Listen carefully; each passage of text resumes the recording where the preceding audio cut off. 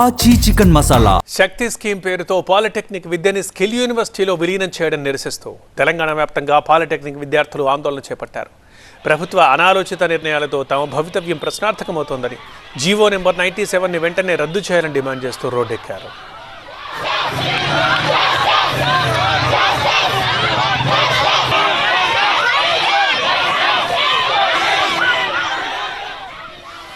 రాజన్న సిరిసిల్ల జిల్లా కేంద్రంలో ఎస్ఎఫ్ఐ ఆధ్వర్యంలో ధర్నాకు దిగారు పాలిటెక్నిక్ విద్యార్థులు.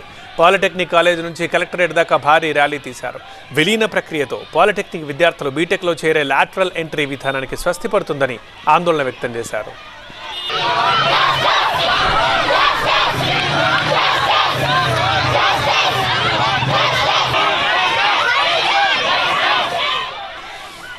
ఇటు సంగారెడ్డి జిల్లా పటాన్చెరు ప్రభుత్వ పాలిటెక్నిక్ కాలేజీలో కూడా ఆందోళనకు దిగారు విద్యార్థులు. శక్తి స్కీమ్ పాలిటెక్నిక్ విద్యార్థుల భవిష్యత్తుని అంధకారంలోకి నెడుతుందని ఆందోళన వ్యక్తం చేశారు. విద్యార్థులకు మద్దతుగా రోడ్డెక్కిన బీఆర్ఎస్ నేతలు అంబేద్కర్ విగ్రహానికి వినతి పత్రం అందజేశారు.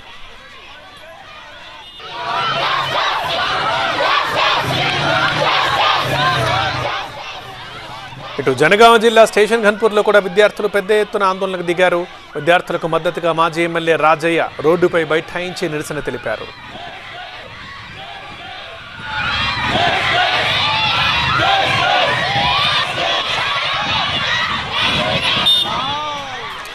డెబ్బై ఏళ్లుగా అద్భుతంగా నడుస్తున్న విద్యా వ్యవస్థని మార్చాల్సిన అవసరం ఏముందని కేంద్ర ప్రభుత్వాన్ని ప్రశ్నించారు బీఆర్ఎస్ నేత ఆర్ఎస్ ప్రవీణ్.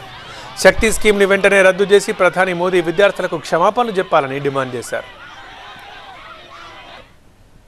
విస్తృతమైన చర్చను మీరు చేయండి, ప్రొఫెసర్లతో మాట్లాడండి, ఇండస్ట్రీ నిపుణులతో మాట్లాడండి, విద్యార్థులతో మాట్లాడండి, పార్టీలతో మాట్లాడండి, విద్యార్థి సంఘాలతో మాట్లాడండి, అందరితో మాట్లాడి అప్పుడు మీరు ఈ రాష్ట్రంలో స్కిల్లింగ్ని ఏ విధంగా ఇంప్రూవ్ చేయాలనే నిర్ణయం తీసుకోండి. అంతే తప్ప 70 సంవత్సరాల నుండి గొప్పగా నడుస్తున్న వ్యవస్థను, ప్రపంచ దేశాలన్నీ కూడా ఫాలో అవుతున్న వ్యవస్థను మీరు రద్దు చేసి ఒక్క కాలం రద్దు చేసి కేవలం మీకు ఆ ఫ్యూచర్ సిటీలో ఉండే 3000 ఎకరాలకు రేటు రావాలని మీరు ఏదైతే ఈ పిల్లలందరి జీవితాలు నాశనం చేసి ఆ యంగ్ ఇండియా స్కిల్ యూనివర్సిటీలో మీరు పోయి చదువుకోండి.